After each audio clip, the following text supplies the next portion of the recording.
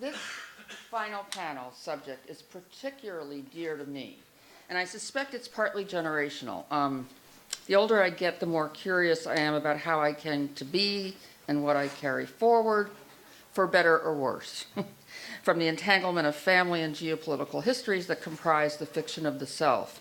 I'm the oldest of 5, and my youngest sister got married in Boston, married for all of 5 minutes, but she married a Boston Brahmin, and I overheard one of the wedding guests say, the Yelovich horde is here, the Slavic horde. And so I took my brother aside, I said, we're not having this. And so he gave this great speech about how my brother-in-law was marrying into a family whose heritage started every war in the last century. So I find this, like, what do I do with this information? I am German, I am Irish, I am Croat, I am whatever. These are some of the questions all of us ask, and that'll be central to, I know, some of our presentations. Basically, the fiction of the self. I remember going to Croatia to find myself. Nobody there looked like me. There was no me. Anyway, Nora, Jace, and Serhi all deal in these kinds of fictions. And Elisa Bertolotti, who is not able to be with us, sent a video. If we have time, as things go, we will show it as well. Who better to extract wisdom from fiction than our moderator, Aleksandra Wagner, an extraordinarily sensitive sociologist and psychoanalyst, and a treasured colleague here at the New School. Aleksandra, we entrust you with the care of the scar tissue of home and place.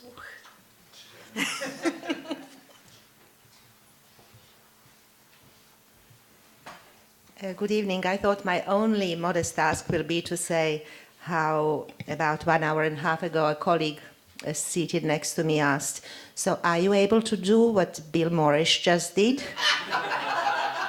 And I said, I'm afraid not. I'm afraid not. No, not at all. And now I'm entrusted with scar tissue in addition.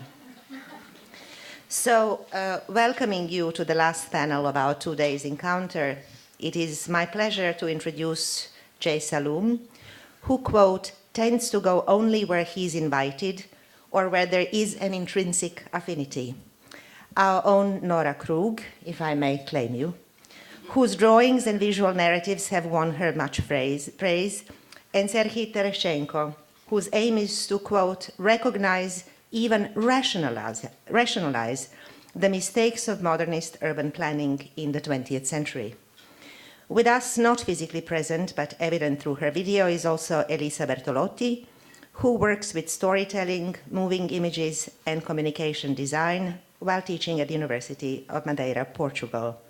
It is a truly international panel with layers of Lebanon, Canada, Italy, Ukraine, Germany, Belgium, which I will approach with the help of a Slovenian passport. Making home in wounded places, places that proliferate, be they sites of conflict, marked by turmoil and conquest, impromptu refugee locations that become permanent, has been our theme. Our questions, or some, how to navigate through them, how to make a home or even only a stopping point there, on what scale, aided with whose memory. Quite some time ago, in 1966, Joseph Brodsky wrote a poem, Stop in the Desert, where he said, there are so few Greeks in Leningrad that knocking down a Greek church to replace it with a concert hall appeared as an option. One builds on the free spot, he added, and then also that in such architecture there is something hopeless. Following Jonathan Bach's account of Berlin Castle Palace, a voice from the audience yesterday addressed an intersection of human sensibility with what is perceived to be a void. Not quite horror vacui, but still an anxiety that may propel us into the acts of filling. This filling feeling, sometimes aided by thought and often enough turned into tangible policies, can come before, without some good fortune even instead of, a different kind of feeling and action, focused on a wound itself, for the wound is spatial. Its redress, or a mere dressing of it, tends to take space, not only time, Shall we give Scar, then, the time? Facing the task of representing the unrepresentable, of exploring interstices, of reading cities that are technologies, even when they seem to be sites of disaster, desolate places, of digging into the privacy of a dead relative's marking of his world, always brings about another kind of a mark, possibly a scar. A book is written and then read. A drawing is made. A boundary is sometimes redefined. A sorrow may be had, and a surprise over what had been secreted. Another look sometimes must be taken in order for us to see for the first time what was, has been, and what remains. Up to a point, it can be avoided to possess a memory. What presents us with less choice is what Yukiko Koga called inheritance, a continuity of discontinuity.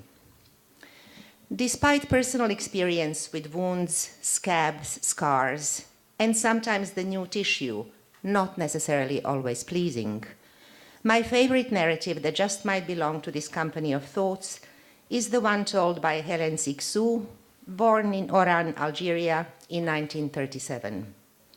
Her mother's family on the maternal side was from Osnabrück. Never to be visited, the place remained for Cixous, or so it appears in her writings, our Osnabrück, as I experienced it through the stories my mother and my grandmother told. According to me, writes Cixous, it was a gigantic Jewish city, some Lodz or Odessa.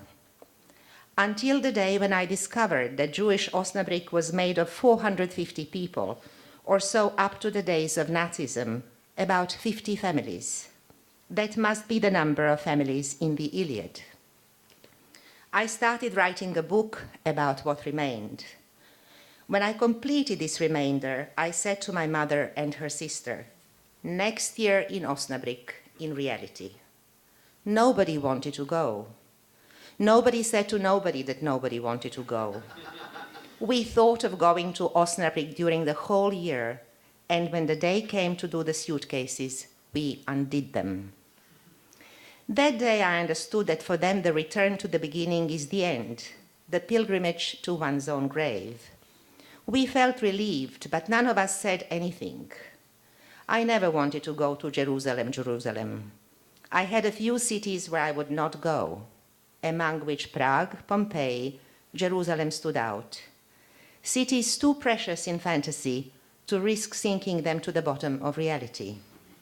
I have known for a long time that one does not go anywhere. It is the cities or the countries that come to or do not come to you.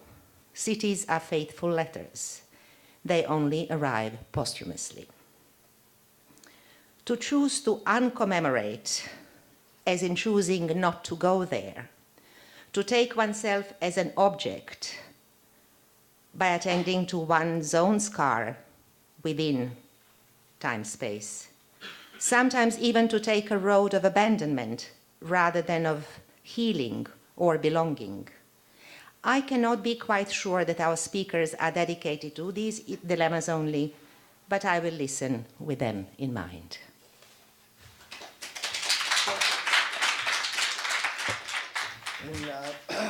Sorry, I'm kind of ill.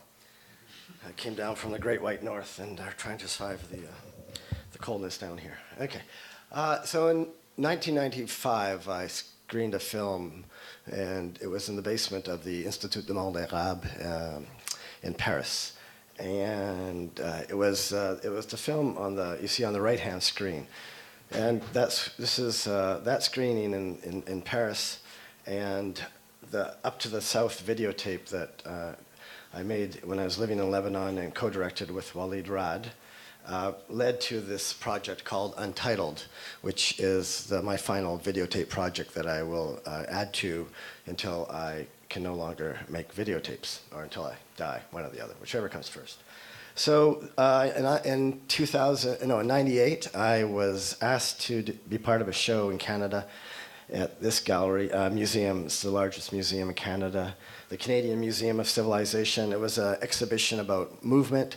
They wanted stories about migration and immigration, and I turned that into doing work about interstitiality, or trying to look at, trying to concretize that which is ephemeral, that which we all experience at some point in our lives, the interstitial, this in-between state that a lot of people have referred to today, and trying to give it value, trying to value this devalued space. Normally we value the points we're coming from and what we're trying to get at, and that space in between becomes nebulous. For the exile, for the refugee, for the Palestinian refugee, for instance, this is almost a permanent state, especially if you are stuck in Lebanon, where you can't work in 70 of the major professions, and other examples like that. But in all of our lives, we experience this notion of the interstitial. So with this project, Untitled, of course, each version has a title, starting with Untitled. It's the Untitled Video Project. Whoa, can we turn that one off, please? Okay, anyways, yeah, if you can get that off, that'd be great, because I'd rather look at the pictures than you look at me. Okay, so anyways, the first Untitled Part 1, you can see how this, the whole Untitled project, can we kill these? Thank you. Yeah, so this project, when I showed in a museum setting or gallery setting, I try to use the architecture so you're actually walking into the, thank you very much, walking into the video literally, and the images go around the walls, and all you hear is the hum of the projectors, and then once you sit down and engage with the works, you get to hear the sound. So I'm trying to circumvent the documentary practice through poetics of representation, and trying to encounter any idea of events or consequences through subjectivities. I could use the word truth, but it's a very problematic term. Okay, so with this installation, looking at where we are as viewers placed and where we choose to place ourselves, because we all enter the environments like this with baggage that we carry with us. And so looking at the interstitial for a site of contemplation and creation. So part 1 was the central part, is this one in the middle of the screen there, is called Untitled Part 1, Everything and Nothing. So I was able, after the 95 screening in Paris, I was able to go and videotape Suha Bishara, who was a resistance fighter, a secular resistance fighter in the south of Lebanon. And it's very important because this is before and during the emergence of Hezbollah. There was a secular resistance which quite quickly wasn't heard from, because when Hezbollah came to the forefront with all their funding and power, they decimated those that opposed them and incorporated all the success of the other militias that were operating at the time. So in 88, she was detained in the torture and imprisonment center called El Qiyam, which was a huge story in Europe, but in North America it was a non-story, of course, because it was a detention center outside of any jurisdictional process. And it was set up by Israel in conjunction with their proxy army, the South Lebanese Army, manned by the South Lebanese Army, but controlled by the commandants that were there from Israel. And so in 98, I was able to meet Suha, because 10 years later she got released. And I decided that, well, I'll try to make a tape of somebody who is being filmed. At that time it was all videotape. Actually, all these are videotape. But somebody who's been filmed to death, literally, like the image of her was all over the European press and the Middle Eastern press. When I worked in Lebanon in 1992, the only thing that was more common, other than pictures of her and General the HUD, who she was tried to assassinate, the leader of the SLA, were billboards from the newly minted publicity companies, one saying, "We're like the CIA, we're everywhere." So Suha, the night I met her, I was pondering whether I should or could or whether it's any point in filming her.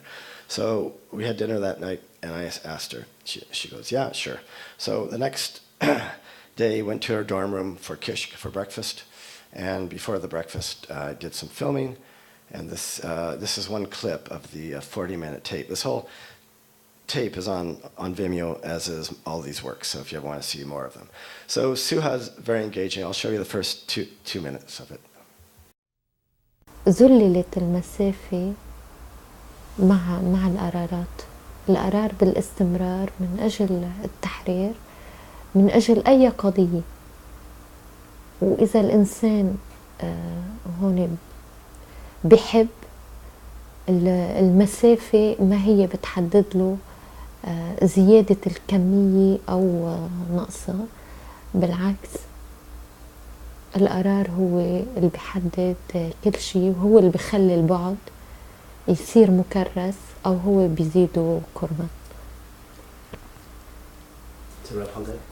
Oui, oui, j'ai répondu, mais tu n'as pas compris. Après, je veux t'expliquer ce que je viens de dire. Mais on n'a pas beaucoup de temps.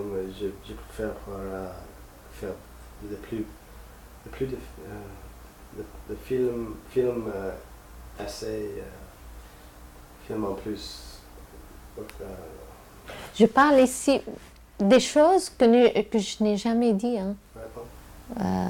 Oui, oui, oui. Maintenant, je n'ai jamais dit ça. Toutes ces paroles que je viens de le raconter, de le dire, c'est pas nouveau, mais personne ne m'a posé la question. Moi, j'aime la question comme ça, parce que mais je veux dire que je préfère faire des films, et film, au fin de temps que nous avons maintenant. Plus que comprendre qu'est-ce que tu dis maintenant. Après, je vais comprendre. Mais je peux comprendre mais sentiment, quoi. D'accord. Tu peux répéter cette petite histoire des fleurs? Comment tu... Ah, des fleurs.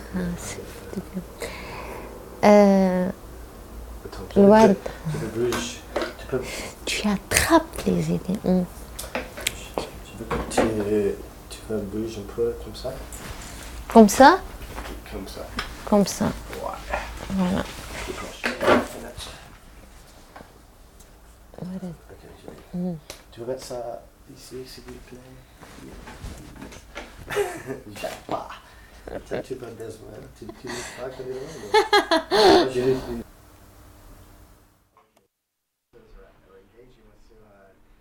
time and language and notions of alienation with, the lack of language, the possibilities of language, the possibilities of the lack of language through gesture and through empathy and through affinities, and what could be productive out of that, and trying to find this state and trying to make it concrete, this interstitial state. The mic is not working. Oh, okay, I must have turned it off because the volume was, you know which ones it is? Check, check, check, check, check.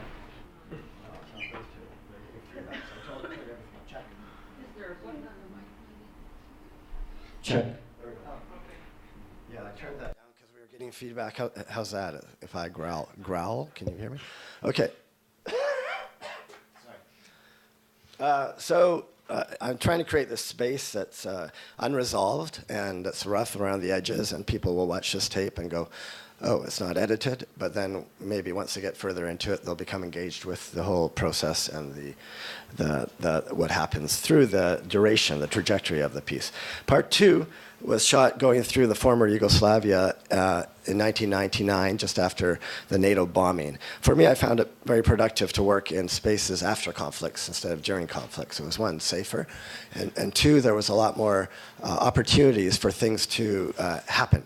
The possibilities of post-conflict zones often are quite open if another authority hasn't quickly imposed their order, their rule on that. So I was able to move from starting in, well, I started in New York, actually, in Vancouver, did some filming there. In New York, I filmed Ella Shohat and other people here that are part of this piece, and it was all working my way into Europe and into Vienna and then Slovenia, and then all the capitals, went by bus and train through all the capitals of the former republics that were once again emerging as new republics. So that piece is called Beauty in the East, and that was shot in '99. And okay, so I was also looking at how people remembered Tito's time, how they would comment and describe under Milosevic and what their speculations were for the future. And also these ideas of identity and trying to make them more complex instead of rehashing the things that we worked with in the 70s and 80s, but looking at the fluidity of self and how one constructs that. How is that determined contextually, and how is that determined in ways that you have agency?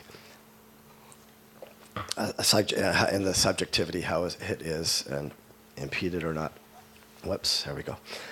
And this was, you can see some of the people I filmed. On my way there is Carmen Aguirre, who talked about being part of the resistance in the revolution in Chile, flying out of Bolivia when she was a teenager and providing material goods to the resistance in Chile. And Boris Budin, who you're probably familiar with. And Ami Alcalá filmed, surgeon Joanna Mitch-Weiss. And so just whoever, I sort of started to create a network.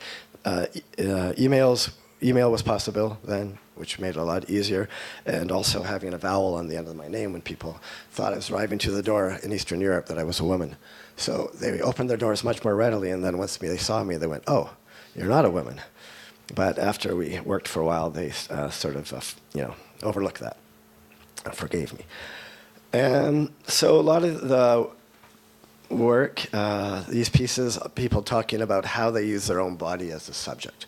And I'll show you one clip later that talks about that in specific. There's Renata Salic, who used to teach her. I don't know if she still does, at the New School, back in 1998, 99 anyways. And then I'm going to show you I'm not going to describe the work too much because the clips will do that. And here's a clip that will talk about this, the need to put things in order and to create a big other to make sense of the world when we're in conflict. After this collapse in every East European country, soon one encounters a need to build a new ideological system or a new symbolic order, a new, in a way, big other. So people immediately started identifying with new points of in the symbolic order, like national identification became the crucial, point through which people somehow started perceiving the symbolic order as a coherent system again. And that's why so many nationalist feelings and also hatred towards other nations and so on emerged at that point. So it's a new belief, a new set of beliefs started, emerging, and a new form of how to perceive symbolic order or, the ideological space you live as having some kind of coherence. A new set of stories, myths were built, which are crucial for the subject's perception that he or she is in a way grounded or entangled in some kind of a, larger space.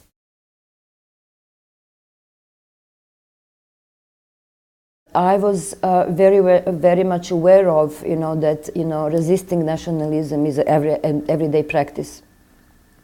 So we were exposed, every day to this nationalist, and I would say, in the end, ethno-fascist discourse, which excludes the other, which rename the other, which makes us indifferent that the other is disappearing. Then I started to fight these clashes and stresses, realizing that if my body is going to be is already undergoing all these regional, political, and other cultural processes, I would like to experience it, and I would like to watch it how it goes. And I think at that time in 93, 94, in a way, I formed a kind of image of my own strategy. How am I going to survive through this all transformation? And it is through exposing my own body to these processes, and making my own body and the surroundings and the context that I'm living in my own research field study. It's not just about a recent history. We're talking about a long history, for me going back to the early days of colonialism and Columbus and the whole question of what kind of identity was being constructed, not necessarily in the most fluid way, but rather in brutal fashion. I mean, that Spanish or English became the dominant languages of this continent are not a coincidence. It wasn't just a mere, sheer coincidence of some indigenous people deciding one day, oh, how interesting it would be to learn English. You know, we're talking about very abusive history. So if you do not know that history and do not correlate it and relate it to contemporary question of identity, it is a meaningless debate for me. West Europe is not the promised land, and that actually we have to deal with the interpretation and articulation of our proper position. Maybe in this proper moment we are in the position to be subject, because what is the position of the subject? Subject is something that is very splitted. It's not the unity, the person who is waking up in the morning and feel the totality of the body. No, the subject is something some kind of almost an object that is feeling constantly this kind of a rupture, that it's something and nothing at the same time, a piece of shit and something very sublime. And I think maybe Eastern Europeans are at this proper moment of being nothing and a lot. It is a space of confusion, I would say. I would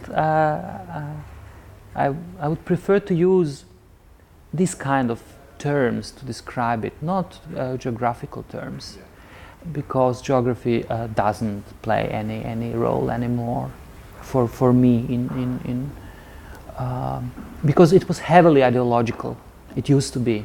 Eastern Europe is an ideological term, but the Western Europe is as well. It is the ideology and not geography.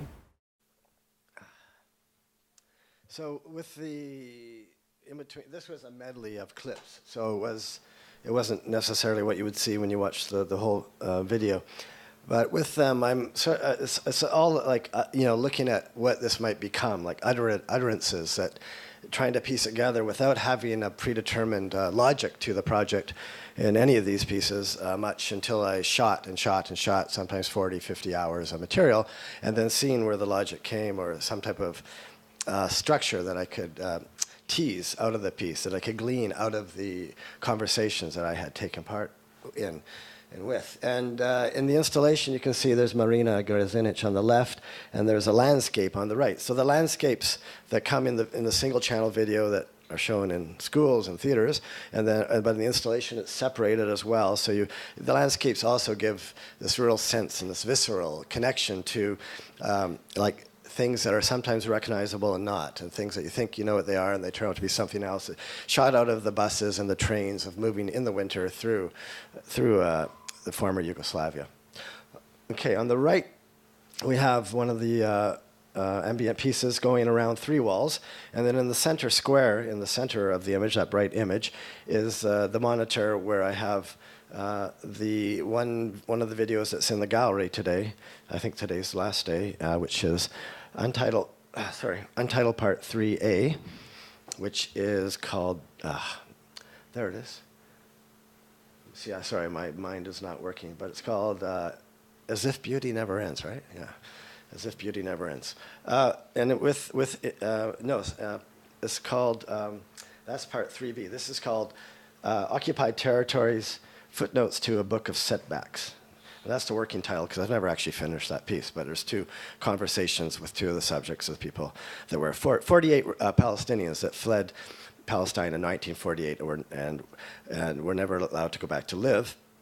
So Name Hussein Suleiman is one of the speakers, and she talks about what it means to be the refugee, and that being the thing that nobody can see beyond, and what it meant, and talking about the stories of fleeing Palestine at that time and carrying her brother on her back, and when she was 16, and her other siblings bringing them along. And through the installation, you get the images that are on the back, sort of parlaying with her, and Abdulmajid Fadl Ali Hassan, who is the other speaker. And Abdulmajid he was working for the UN, so 27 years after being having to flee Palestine, he was allowed to go back because he was working for the UN, and he found the rubble of his home. One of these homes, where there's like 460 or so villages that were destroyed in the creation of the State of Israel. So far, there's more being destroyed every day. Anyways, so he was able to go back to his home, and what he talks about is he hears a voice, and he hears the voice of his house, and he didn't realize his house was a poet. So in the single channel piece, which is in the gallery as well, you don't see him, you just hear his voice. But in the installation, this is from the single channel piece, and there's two sort of guiding metaphors of the flowers blooming in slow motion, and then raw footage from the Sabra and Shatila massacre, which was given to me by 3 or 4 different stringers, people that did filming for different international presses or national presses. And they all, what happens when and journalists usually, or did happen, they would go in a gaggle, basically. You heard that term from Trump, the gaggle, and they would move them around the same areas where the corpses were in these camps and wherever they shot in other countries where they had, fixers and people, and usually army accompany them. In this case, it would have been the Israeli army that was showing them around, or the SLA army, the proxy army, and then. So what I did was superimpose the footage from the 5 raw footage that people had given me, different stringers had given me to do something with. So you can see the shimmering from the slight shifting of the perspective of each of the journalists, which only varies by, not even a degree, but then things will start to float and start to shimmer within the frame. And so in this story, this is the voice of the house that talks about this history and trying to implicate the camera and the process in the process, and trying to comment on documentary and that history of anthropology and ethnography.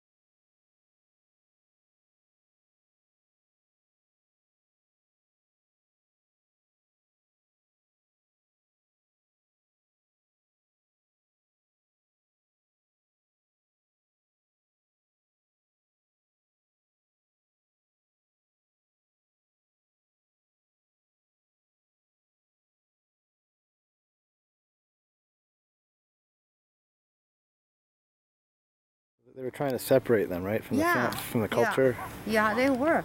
It's like there, kids would tell my cousin, my sister, that's my house way over there. Can you see it? That's where my parents live. That's how really, you don't have to be far to be separated. I saw my mom go through a lot of healing when I was in my early teen years. That's when she had to face the effect of the residential schools that they had on her. Having to realize that what was in our past is also like doorways, having to look at doorways and recognizing that there's teachings within each door that we reopen or close whenever we allowed ourselves to grow up in that kind of an environment. Teaches us a lot about what is in front of us yet to come. The contact and stuff, like the settle, it was bound to happen, right? So people come, they stay, and they bring new things to different people, right? New inventions, new sicknesses, new types of ways to learn, and affected me really in a negative way. It did, because my dad used to come home and bitch about the residential schools, and it's all he talked about when he was drunk, and he'd cry, and he'd, you know what I mean? They took away his language, they took away his culture, they took away, his spirit, basically. And that's why I feel that's what killed him. So it affected me. Yes, it did. The contact affected all of our people, And it's important for the, to Kelowna and the people that live here to let them know that, whatever happens out there, it affects our people too, affects us big time. It doesn't even affect just us, it affects them as well. I was in my room damn near crying, just feeling, how I felt, as an Okanagan warrior, straight up. And do you want to hear the words? Yeah. All right. It goes, yes indeed, why should we bleed? Who's gonna be there when I'm in need? Who's gonna be there to comfort me? Who's gonna be there when I'm in grief? So dry the tears out of my eyes, that's right, I cry. At one point in my life, I was gonna commit suicide, but that was me back then, and this is me now. Even though my father took the easy way out, and my mom's a drunk on the couch passed out, I managed to get through that, cause I'm a bigger man than that. I held my life, ain't that bad, we all been the hell back. And this track may mean nothing new, but sure to hell means something to me. When times is hard, there's no one to turn to. Music is my favorite thing, cause life's a bitch and I fuck one. I'm chasing paper cause I ain't got none. I'm sick of going nowhere with nothing. Times is hard and times is money. Ain't nothing coming easy. And the chips are chipping off my shoulder. New experiences as I get older. No time to hurt. Through all my life, toss and turn, I got sleep at night. Everything's gonna be alright. Even 4 years cry. When we lost that land, we lost a part of ourselves. Because culturally we are so connected to the land. Okay, thanks. I'm going to leave it there. Whoops.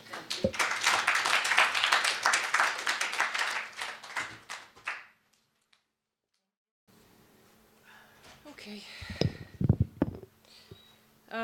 So as Aleksandra said, I'm an author and illustrator and an associate professor in the illustration program here at Parsons. What interests me so much about illustration as a medium is that it is intrinsically political. Illustrations have reflected our world views, cemented our social hierarchies, and affirmed our religious belief systems, reminding us of what will happen if we don't adhere to the moral codes or societies we have established. At the same time, illustration makes no claims to objectivity. Illustrations don't really document who we are, but they communicate in direct or subtle ways who we perceive ourselves to be and how we want to be seen by the outside. By doing so, they constantly draw a line between the familiar and the foreign. In its most extreme form, illustration has been used as a propagandistic tool to exclude and persecute. These examples here show a recurring visual theme that originated in Central Europe in the 13th century, showing a Jewish man in obscene contact with a pig. In the 1930s and 40s, the Nazis drew on this tradition and invented their own illustrated propaganda. In a unique way, illustrations can create direct access to historic events and provide an emotional understanding of the personal experience of politics. As illustrators, I feel that it is our responsibility to look, to witness, to uncover and to make visible the challenges that we face in our world. One of my own main interests as an artist is the subject of war. By creating visual narratives, I aim to explore how war can shape the human consciousness over generations and how it impacts individuals who are neither considered heroes nor villains, figures largely unknown to the public. I'm sorry, this is an image I meant to show earlier, one of the Nazis' propagandistic anti-Semitic images. I believe that it is their stories, the stories of people neither considered heroes nor villains, which can add a lot to our understanding of the nuanced reality of war. The project I'm currently working on is a 260-page, fully illustrated and hand-lettered visual memoir about World War II and my German family history that will be published by Scribner in spring 2008. And the title in the little booklet is not the final title, it's just a working title. As a German of my generation, I grew up with a tremendous sense of guilt about what my grandparents' generation had done. The guilt we grew into was a general abstract one, and conversations about what happened in our town, in our own streets, and in our own particular families were non-existent. The book describes, through a combination of short comics, full-page illustrations, family photographs, flea market finds, and other historic documents, my search for my own grandparents and uncle, whose war experience and political attitude I knew nothing about before I embarked on this project, and connected to that, my search for what German identity really means to me. I realized that only by working on this book and by investigating and facing the stories that specifically happened in my family, I was able to, at least in part, overcome this abstract, paralyzing sense of guilt. The process of illustrating my grandfather's and uncle's stories allows me to envision their memories, picture more clearly the circumstances they found themselves in during the war, and make their experience tangible. The act of drawing itself forces me to imagine myself in their situation as I test the limits of my empathy for their decisions. The act of drawing thus becomes a form of research, a way of documenting the world around me, an attempt to constantly renegotiate my relationship with it. The book explores the idea of Germany as a wounded place, both in a physical, spatial, and in a metaphysical, emotional sense. By creating images to illustrate my family history, I create a visual chart that ideally will help me navigate my way back to the country that I've lost. I'm now going to read a short excerpt from the book. Chapter 3, Poisonous Mushrooms. Every year, we travel to Italy for a family vacation. To us, Italy represented everything Germany didn't have, or perhaps elements it once had but lost in the perfectionist reconstruction of the post-war years. Here we could feel uninhibited and live the exotic fantasy of Southern European life. We spent days driving around in our non-air-conditioned green Volvo, exploring small towns, sampling local delicacies, visiting remote museums, and following in the footsteps of famous artists, writers, and filmmakers.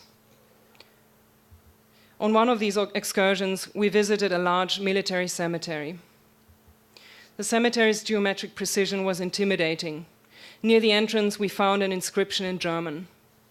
Selig sind, die da Leid tragen, denn sie sollen getröstet werden. Blessed are they who are suffering, for they shall be comforted. Buried beneath our feet lay the bodies of German, not Italian, World War II soldiers. A few decades after the end of the war, 30,683 of them had been dug up for identification from nearby provisional graves and finally reburied here. The cemetery was vast. We made our way through the labyrinth in silence. Suddenly, my father disappeared. After a while, we spotted him in the distance. He walked briskly and held a piece of paper in his hands. "What are you looking for?" "My brother." I'd always known that I had an uncle who died young. He fell in the war, my father used to say, but nobody in my family seemed to know how or where he was killed. I knew that my uncle had been the heir to my grandparents' land in Kölsheim, a tiny town in southwest Germany, surrounded by fields, forests, and vineyards. I knew that my father was born a few years after my uncle's death, and that his parents had named him after his dead brother, Franz Karl. I knew that because my uncle had died, they expected my father to inherit and tend to their farm, to look after the animals, the fields, and the plum trees. And I knew that my father had never fulfilled that expectation. As a teenager, I discovered a musty-smelling box in the drawer of the mahogany cabinet in our living room. It contained old photographs of my uncle and a few of his sixth grade school exercise books. They described the life cycle of the Maybug and the history of European forestry, the heroic Viking adventures and the havoc of the 30 Years' War, the importance of charity and the necessity for personal hygiene, the Führer's difficult childhood and his reintroduction of Mother's Day to celebrate German women and their Aryan children. Number 2, how I honored my darling mother. When I woke up on Mother's Day, I quickly got out of bed and put on my clothes. Then quickly into the garden to pick a bunch of flowers, which I put next to Mother's bed. When she woke up, I gave her my best Mother's Day wishes. Then I went out into the kitchen and put a cup on the table for her. On the cup it said Mother's Day. I also put a piece of cake on the table. At noon, I went into the forest and picked a bunch of Mayflowers for her. May 31st, 1938. All throughout my father's childhood, his mother had told him that his brother had been a sweet and well-behaved boy. Unlike my father, who was a stubborn and ill-tempered child, my father spent days skipping first kindergarten, then school, playing all by himself on the grounds of Kölsheim's medieval castle. My uncle was a complete stranger to me. I didn't know anyone who had known him. War and death were the only things I associated with him. Because he had been one of Hitler's soldiers, I learned early on that I wasn't supposed to feel sadness over his early death. His photos and exercise books were the only physical evidence of his existence, and I tried desperately to find him somewhere in between the lines of his propagandistic essays. It was like searching a concrete wall for cracks and leaks.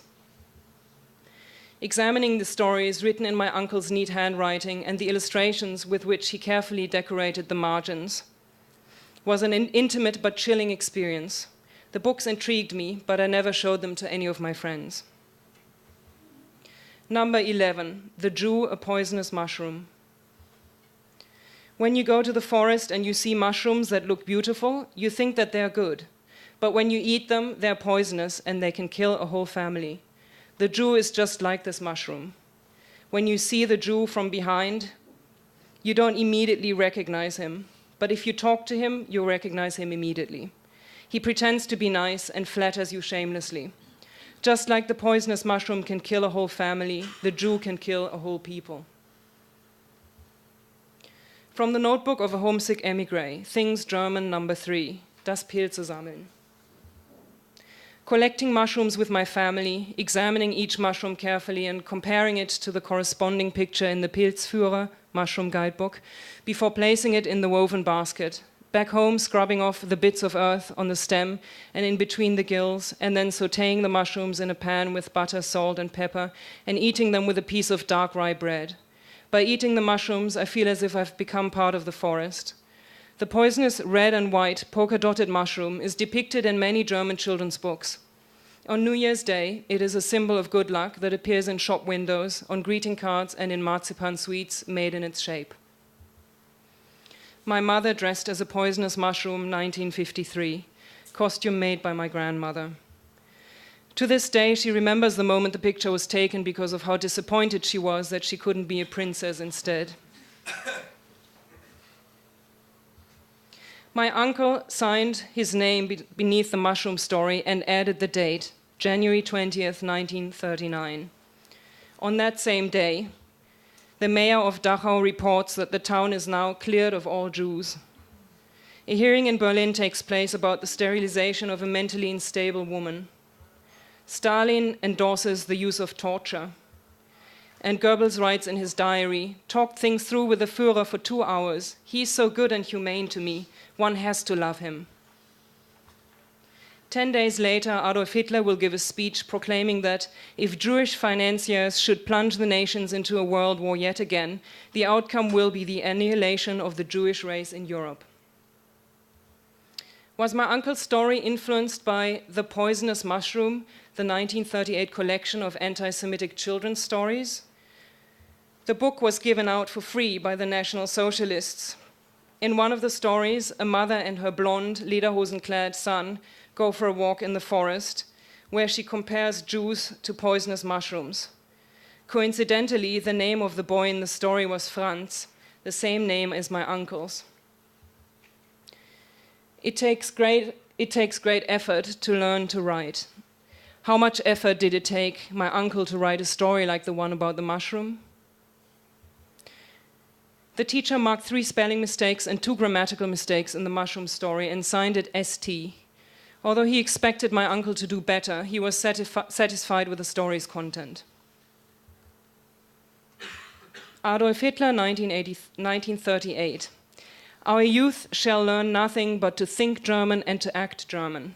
A young boy or a young girl enters into our organization at age 10. Then they move on from the junior Hitler Youth to the Hitler Youth 4 years later, and we will keep them there for another 4 years, and then put them into the Party or the Labor Front, the Assault Division or the SS.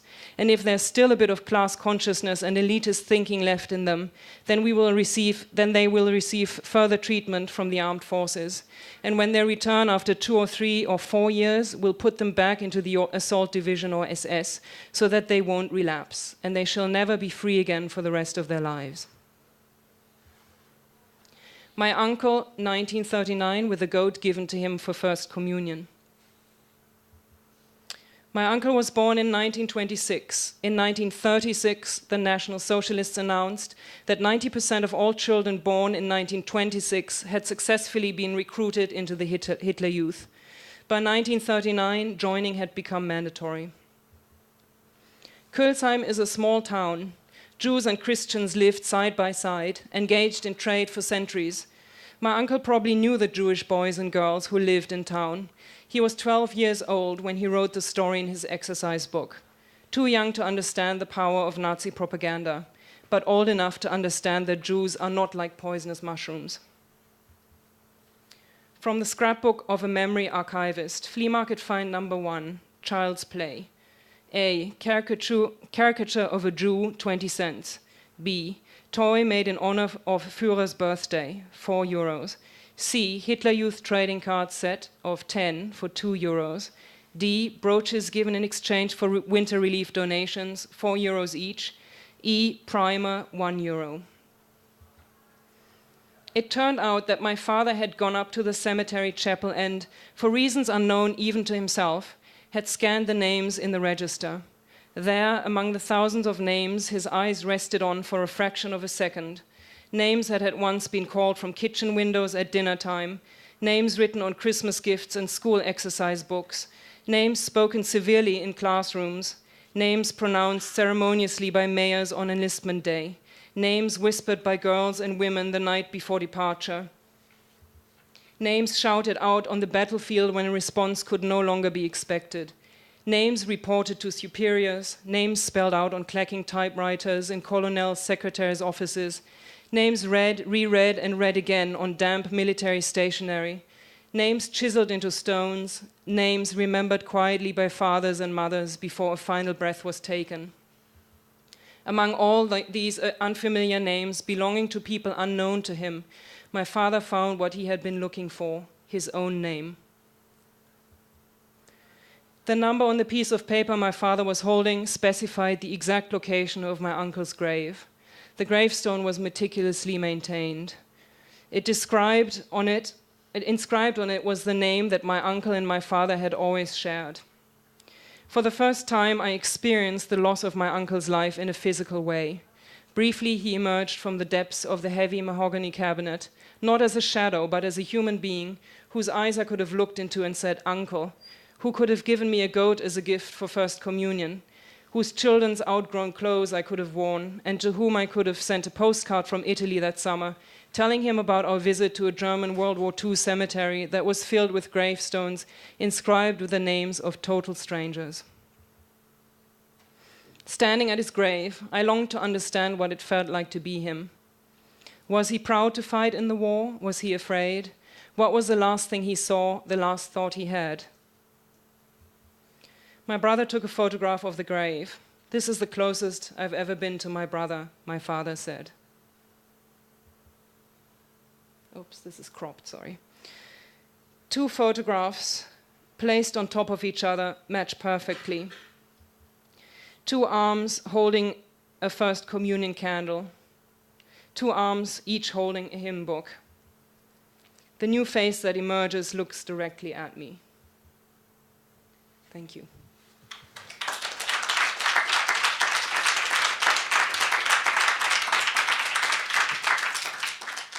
My name is Serhi. I'm a PhD student at Columbia University, and I currently study the role of artificial intelligence and cybernetics on space design in the Soviet Union, and that's the part of my broader perspective. We may think that wounded places are far from us, that we can help to fix them, yet we may simply ignore them in front of our eyes. What if we are the product of city wounds, or even worse, we are the reasons of those wounds? For instance, in New York, when we stroll through a wound in Times Square or thrive as some dangerous bacteria together with those living in Bronx or Long Island, what do we feel? How holistic is New York's body? Is it functioning well with no disruption? If we believe that, a trip to an abandoned city, an extreme opposition to big, overpopulated New York, can be curing for our self-deception. As I further suggest, a modern living city is an assembly of islands with different spatio-temporal features, and only computer time and a myth of having one name sue those islands in our imagination. Any kind of zone, either around Chernobyl or from Bronx to Brighton Beach, is a mind trick to synchronize and unite territories inside conceptual bubble. New York is just a name without the reference. Its wounds come across, and we need to forget about them to be able to call this place one city. I argue that once we are able to consciously narrate the story about a city, it doesn't have to fully exist in material as one body. We can reconstruct it from pieces without ever experiencing the whole. In this presentation, I take a series of steps to show how any kind of zone can be reimagined and relived in many possible ways. Chernobyl zones here is just a convenient example to expand our understanding of what the city is for us. For that project, I turned to Mark-Jan Kamysh's writings on his illegal tours to Chernobyl's zone, the bubble that appeared after the explosion at the nuclear power plant in Pripyat in 1986. Mark-Jan was born 2 years later, in 1988, in a family of a fireman who participated in so-called liquidation of Chernobyl tragedy, and after a long struggle, died of cancer. Actually, in the Soviet Union, they really love these poetic names for really tragic events. Yet, Mark-Jan says that this has nothing to do with his reoccurring infiltrations into Chernobyl's zone. He calls his hobby an addiction, which he first turned into a lifestyle, and now it has become literature. In 2015, Mark-Jan wrote 2 books. One described his experiences in the zone, and the other proposed an alternative history of Kyiv, the capital of Ukraine, so close to Chernobyl that it could have been evacuated in 1986 too. Offermlandia and Kyiv 86 were written side by side as non-fiction and fiction reiterating the same stories, some of which are true and some of which could have happened, but they're not. As Markian says, there is no big difference between real stories and myths for those who have never crossed the border of Chernobyl's forbidden zone. So he writes in Informallandia, I quote, "For some, Chernobyl's zone is the radioactive crap that you are cleaning up in May '86. For some, it's terra incognita that is full of myths about zombies and soldiers on dark green troop transporter. For some, it's official tours that impudent guides sell to perplexed tourists. For some, it's the location of the famous computer game about rough men with Kalashnikovs. They always eat canned pork and bandage their gun wounds in the morning fog of swamps. For some, which is ridiculous, the zone is the place for Chernobyl Diaries. It's a romantic film from 2010 about a ballerine. And for me, he says, it's even worse. For me, the zone is the place to relax." Markian proposes a different vision of the zone as a destination to encounter the ruin of a resting world, where one, quote, "dream to exist around something tremendous, eternally," end of quote. Nonetheless, the more Markian thinks about the zone, the more tired he becomes. Being in the zone is doable, but the consequences will come later and will be hammer heavy. He doesn't mind to get caught by the police, who can do nothing to an illegal tourist besides putting him in a bus from the zone back to Kiev. Markian invents a term for Ukrainian presence in Chernobyl, Informallandia, that's the name of the book, which literally means the place of redundant bureaucracy, the state's type of literature. What kind of addiction is Chernobyl? The motif of self-destructive behavior is present in both books. The fictional narrator in Kiev '86 organizes a trip travel for a Japanese couple. The group decides to go to the abandoned city where, to their surprise, they encounter tons of raving people. Radioactive Kiev is a place of decay, but at the same time, it unleashes human desires. This is the place where authority and cultural norms slowly disappear, so one transforms into a more authentic being. For instance, the narrator enjoys his time in threesomes with the Japanese couple, while the looters in the zone sadistically hunt the narrator and his clients for pleasure. The looters eventually wound the Japanese man, and the tourist group barely escapes their death trap.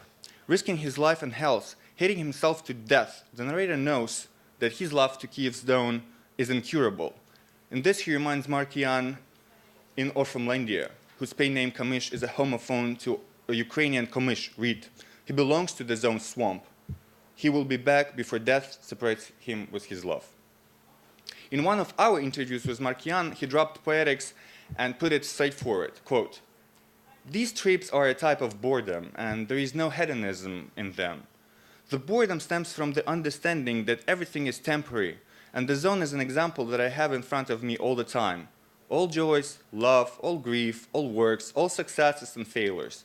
It sounds banal, but the whole point is not to say it, but feel this at least once in your life." End of quote. Both in Informallandia and Kiev '86, the zone is a scrapyard of civilization, a place without state and mass market. The zone stands as the monument to the Soviet undelivered promise of a glorious future. The center of the zone is Pripyat, a million-plus city that was built from scratch in a few years in the early '80s.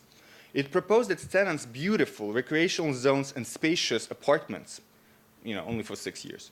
Soviet citizens dreamt about that city. People were often posting ads ready to exchange an apartment near the Black Sea for that place. In the 2010s, real Pripyat and imaginary Kiev invite looters, outlaws, and heroin addicts. However, both cities are a getaway for hippies, hipsters, and dreamers too. When the city loses its power to function as a whole, a human can come only as a detached wanderer or a parasite. A human stands on the side of nature, and the city represents civilization. Transgressing the border of the zone puts a choice we make every day in a very radical way. What is your story about yourself in this space? Who are you going to be in the zone? Although Markian's main message is that his writings are not about the zone per se, he's violently put in the context of Brother Strugatsky's roadside picnic, Tarkovsky's Stalker, video games, and other cultural background for Chernobyl's zone. As he said, quote, "This is the question of niche that people expect me to take. They think, well, this guy writes about the zone, so, well, he wrote about the zone, those guys wrote about the zone, so they're in the same boat.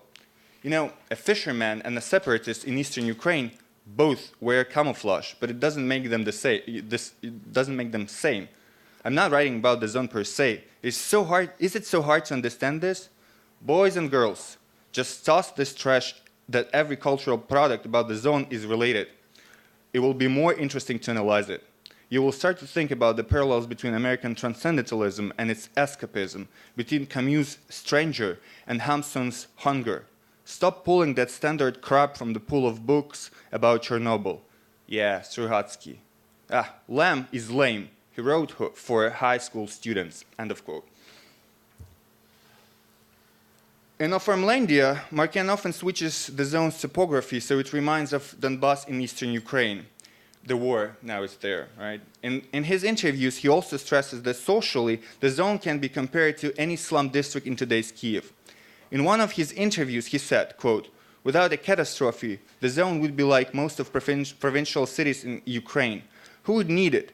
Pripyat is our Stus," that's the last victim of Soviet repression, a poet who died in jail in 1985. "Sometimes, for eternal glory, one has to die," end of quote. In a sense, the zone is a degrading industrial modern city. He confronts a popular belief about the zone as a quasi-magical place. As he says, "For most people, the zone is just a bunch of fables about radiation, zombies, and calves with 3 heads," end of quote. Besides that, the zone is not much different to the world around it, the world that has been existing 30 years after the catastrophe. Capitalist technologies after the USSR collapse haven't penetrated much. Most of the territory is cell phone dead. There are no stores or service facilities. It preserves the air of the bygone time, the air that can be felt before the gun disappears. Well, before you have epilepsy, I'll just change the slide. That's the concept. You have to be distracted because that's about imagination, right? The zone used to be packed with advanced technologies. One of the favorite Markian spots was Duga, a line of huge towers to spy on planes all around Europe and the pole. There are a lot of conspiracy theories about the role of this place. It was looted. There is no Duga anymore. If we look at the zone as an archaeological site or contemplate it as a monument, the resemblances between imaginary Kiev 86 and its real doubles, modern Pripyat and modern Kiev, are uncanny. Mass-produced cities like Pripyat or post-war Kiev was a relatively new invention of the 50s, a new era in Soviet history, a change from heavy industry to smart technologies, artificial intelligence, including nuclear ones. New cities were designed to resist the environment, even in the North Pole, and to provide comfort for dense populations. It was a great piece of urban machinery, but the explosion, as Markian puts it, rebooted human civilization to more simplistic ideals. Quote, "After the long years of sweet dreams, the severe hangover of reality came. This is the law of the pit. It doesn't matter how long you climb, you fall in a moment." Markian ponders of what came after Chernobyl and compares sarcophagus to the tasteless glass towers in modern Kiev. Quote, "It is scary that new sarcophagus may become a new symbol of the zone. It's an ugly, gigantic garage. I feel sick when I think that soon there will be a generation that will see this as a symbol of the disaster. This will happen when all villages completely deteriorate. There will be impossible to find unbroken windows. There will be no furniture. The last chair will be burned by the illegals. There will be no nice place to stay, and everyone will go to the half-destroyed Pripyat, where they will drink hard liquor on the roof with a new sarcophagus on the background, that ark-like piece of puke." It reminds me of the Bayer design at the beginning of the century and the conceptual art of architecture students that were fantasizing about eco-cities of the far future. To build such a thing in the zone is more disturbing than to destroy a historic district in downtown and then put glass skyscrapers instead. This note exposes aesthetical and ideological conflicts between a contemporary and the Soviet city like Pripyat. From the 60s, the cities were already technologies, and in the USSR, 2 basic know-hows grounded urban planning: computers and large carcass blocks. reinforced concrete prefabs that were used throughout the entire country. I mean, like the entire country. The geography didn't matter. All the cities were designed according to one standard and templates. This approach to urban planning coincided with the birth of cybernetics, the movement of scientists that usurped some of the state power to promote their ideas. Cities like Chernobyl and the concrete Kiev were their strategies to optimize and improve production and distribution around the territories. The main concern was to do the most in the shortest time. This idea, as the official version on Chernobyl, was actually the reason for this explosion. The engineer was trying to get more energy without cooling the reactor, and it exploded. So, such logic was a transnational ideology for building industrial sites all over the place, right? As Paul Virilio points out in The Overexposed City, quote, "Until recently, the city separated its intramural population from those outside the walls. Today, people are divided according to aspects of time. Where once an entire downtown area indicated a long historical period, now only a few monuments will do. Further, the new technological time has no relation to any calendar of events or any collective memory. It is pure computer time, and as such helps to construct a permanent present, an unbounded, timeless intensity that is destroying the tempo of a progressively degraded society." Virilio writes his Overexposed City to show the cruelty of the modern city. There, space is discrete. There are no inside and outside, only the islands that are tied by the unity of calculated time. People are doomed to spend time in isolation. As I suggest, that deteriorating and abandoned spaces are disconnected from this computer time. There is no one to calculate it, right? And they become islands without this unity. Their time goes backward. It is a countdown. An abandoned city disappears in mud and jungles, as it was happening to Detroit, Lyon, and Belfast, which Virilio mentions in his essays. The zone around Chernobyl is a mind trick to preserve different zones inside a conceptual bubble. In fact, there is no zone. There is radiation inside and outside a deliberate perimeter. And as Markian likes to say, without a patrol around this perimeter, people would just go on weekends for shashliki, Ukrainian version for barbecue.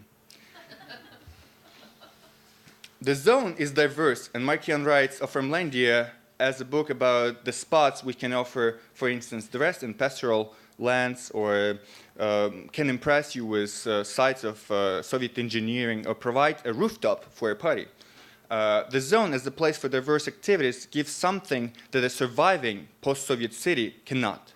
The spaces in the zone can be transformed into a cultural site to study it. It can sound like a promise or a scary story for new urban planners, but it should be explored as it is. The catastrophe created a unique space where humans belong to the outside. They relate to the city as an object that they either further destroy or contemplate, as an artistic object. By going to the zone, Markian collected a half of memories that he had held into any room, that would hold in one room. That's a museum without walls. And as he concludes in Kiev 86, quote, "Evacuation.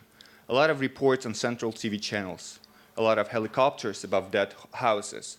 A lot of weeps, inquiries, and problems. Kiev has never been so popular. And I don't believe that we have left it forever. We have just retreated for a while. And we will be back when Stalin time houses fall and bury all the spells that I was writing on the wall, that were with my writings on the wallpapers during dim evenings. We'll be back when high-rise blocks fall and cover everything with trash that I was dropping into elevator shafts.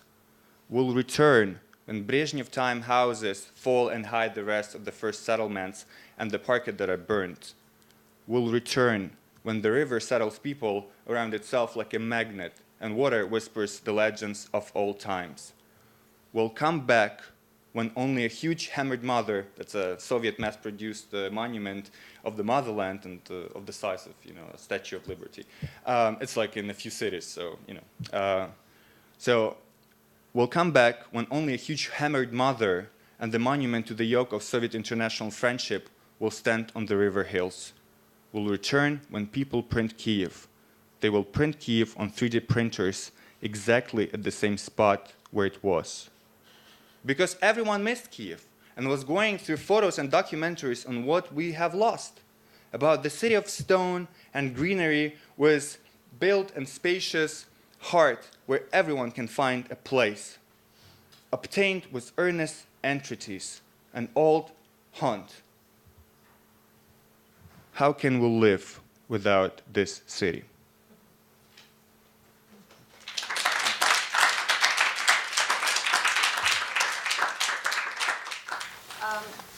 Any questions? No, colleagues.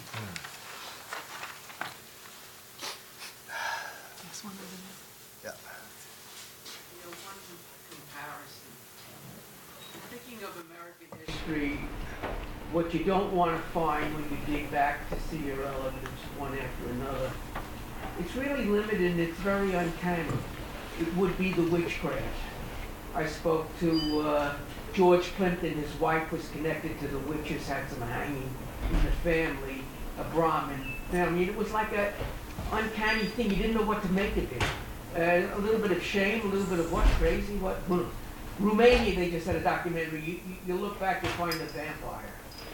And it's weird, it's uncanny, you don't know what you're doing. The point that I'm making is you're looking back and you're finding Nazis in your family. It's almost, because of the silence over a period, a definite family silence, social silence, that it's almost verging on that. It's this sense of this strange, supernatural evil. It's really almost outside of the, it has the uncanny, it almost has the uncanniness of the other two examples that I give. So it's always interesting, because it's not a simplistic looking back and finding that, you know, he was a guard here, he was a, no, it's something that has a different resonance, much more profound, I think. I was reminded of what Khrushchev, and I'm saying it without the right emphasis, forgive me, my Polish friends, talked about having to talk to people who cause problems. And I think, I don't know if you were here for his discussion with Elżbieta. It was very moving, because this is a man who spent 30 years in a place, a splintered zone, he called it, between Lithuania, Poland, Russia, and I think a couple other, but essentially the perpetrators and victims, and their descendants rather, have told stories, or he's found a way to have them tell stories to each other. And I think that's sort of what they're doing in a way. It's very, very beautiful. Very brave. I mean, I think the storytelling is, that's how we make history. That's how history is informed in retrospect.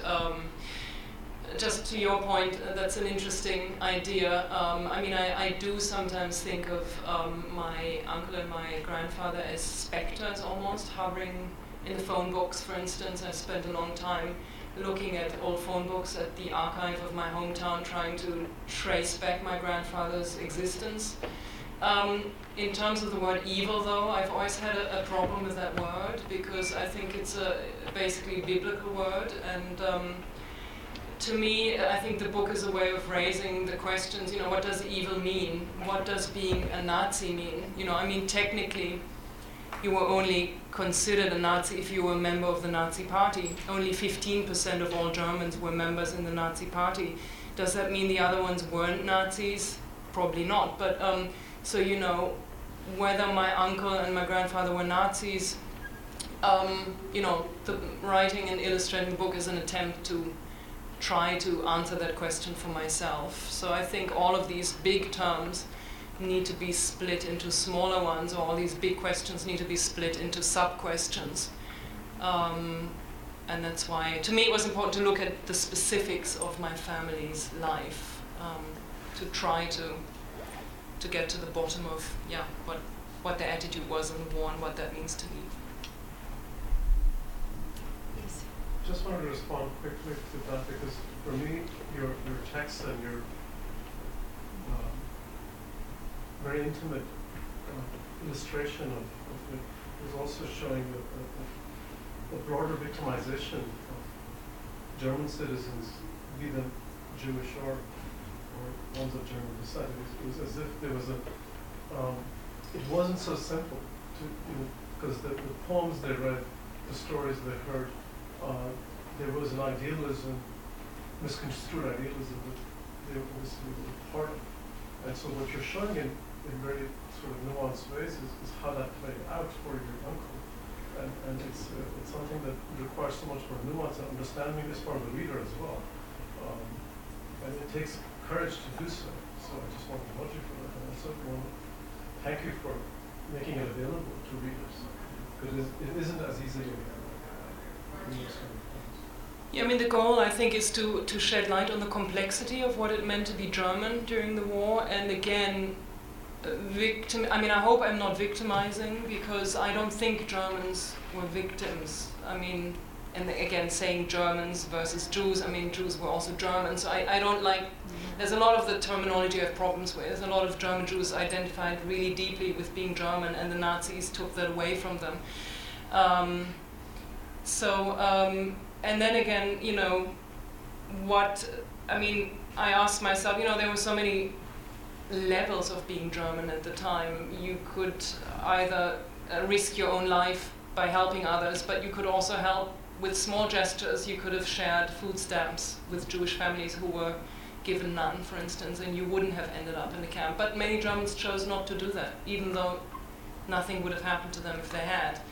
And that's horrible that they didn't. So to me, again, it's really, I'm trying to observe very carefully. I mean, did my grandfather own a radio? If he did, he must have known what Hitler was talking about. Even in 1933, he was talking about killing Jewish people. So it's all these small splinter questions that I'm trying to raise in order to form a bigger picture. But yeah.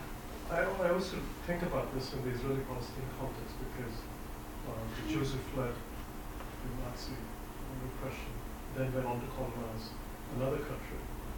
And I worry about the Palestinians who will then perhaps go through the same trauma and end up repressing another population. So there's this kind of odd, uncanny sort of complexity that happens. But this brings me to some of the work that you were sharing with us in your interviews, which I found intimate, because they were also the B-roll. It wasn't just the propaganda of her time as a secular resistance member, but it was also the humane sort of the humor and the sort of childishness of having gone through that and then speaking with you. And I wonder how much of that is in the installations versus in your raw footage. How much of it is brought out? Because the works that I saw in the gallery here don't quite have that intimacy. I need the mic, sorry. Sorry. It varies, because I try not to do the same thing with each part, right? So with Suha, it was very intimate. And she was very engaging. She was a professional, like you would call her. She had been filmed so much. She had this understanding of the performative that was very deep. So she knew how she would be seen and heard. And by having the camera as a mediation, but having her have to look through the camera to me and having that engagement. And plus, when you're in this space, you have the headphones on. So it's different. Well, I don't know what the audio was like here, but yeah, you get a certain level of intimacy with each of the pieces, but with the subjects and with the objectives of them, but mostly with the subjects, you can't predict what's going to happen, right? What type of humor. So I try to include a lot of the B-roll stuff, or what you call B-roll. For me, it's probably A-roll, because I'm more interested in this banter, but I want to also have information, right? So there might be. I don't consider them documentaries, but people would if they overlook the lack of editing, right? Yeah, so it varies, and you're also a part of it, which is yes, delightful. Yeah, and if you go online and watch part 5 and part 4, you can hear there's a lot more of that too. So yeah, it's part of the process.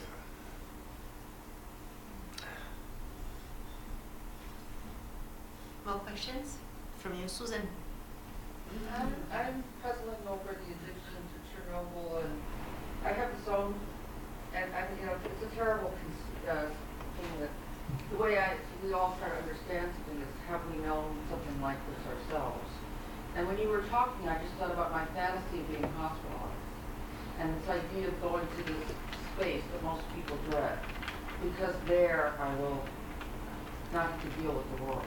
And I wondered if that was totally off base, or if that's, why does he relish being there so much?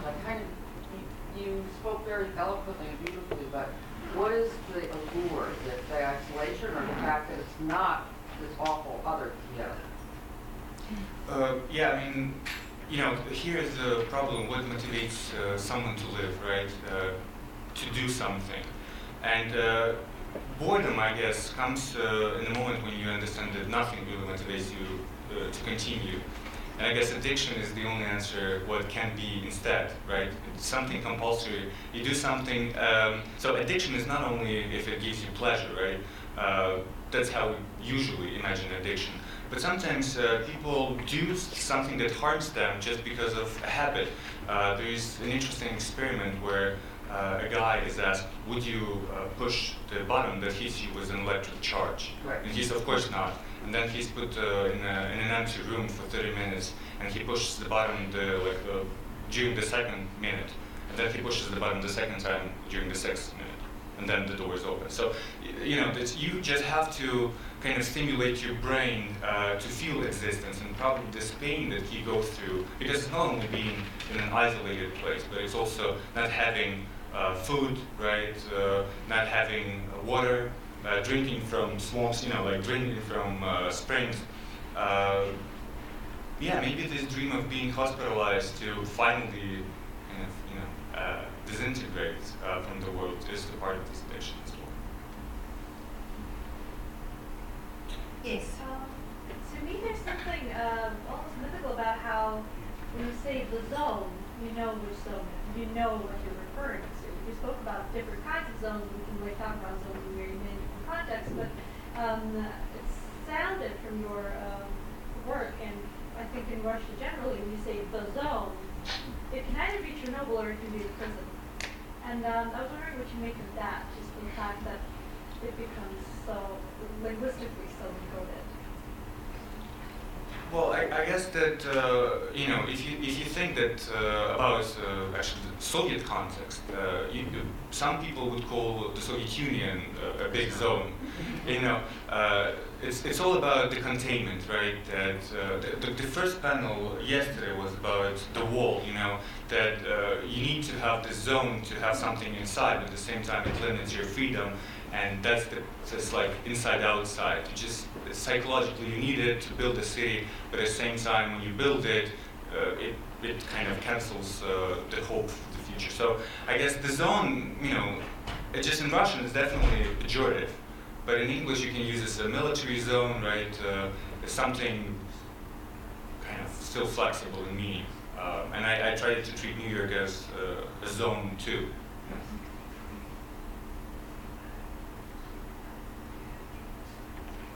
Is self-abasement part of it? To self-abase? I'm thinking about how each narrative, each of your stories dealt with some aspect of wounded self. To deliberately wound, like it's almost like people who cut themselves, right? I'm just trying to get closer to what you were saying, because I find it attractive, but I'm not sure why. I guess that any wound opens up a possibility for something else. Chernobyl as a concept is also a wound in absolutely virgin lands, but also it's a possibility for urbanization, beautiful, and fascinating technologies really that can give energy for the whole state. That's really appealing. So yeah, I mean. Usually we talk about trauma as something negative, but trauma in Greek is just a rupture, and any rupture is a possibility for fulfillment. Shall we end on fulfillment? Yeah. No. Where's Malcolm?